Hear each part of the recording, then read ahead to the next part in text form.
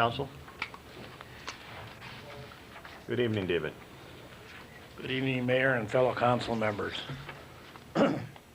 Just a brief concern on your work session about the YMCA and the community center. I want you to be cautious on the change because if I remember right, and I don't have the figures, when we tried running that before, the cost seemed to be higher than, and that's why I think that they changed to the YMCA. With this budget and the cost of everything going up, at least we know what it's going to cost us. I know there has been some problems over there, but I think we can sit down and resolve them with the YMCA. As you know, the city runs the golf course, and we haven't had too good a luck there. For how many years in a row we have lost money, and I'm not going to say this is supposed to be a money-making situation, but they told us it would pay for itself. And you know, as you know, we're going to use $100,000, if I understand, to run that community center this next year. That's what's in the budget, correct?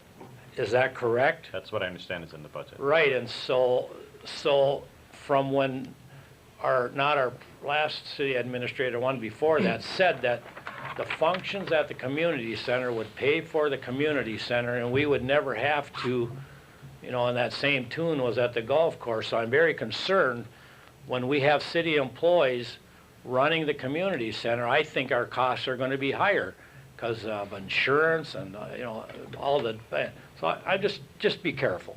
Now, in fact, that's kind of what we're doing right now, David, is that's what we requested of staff to do kind of a dual.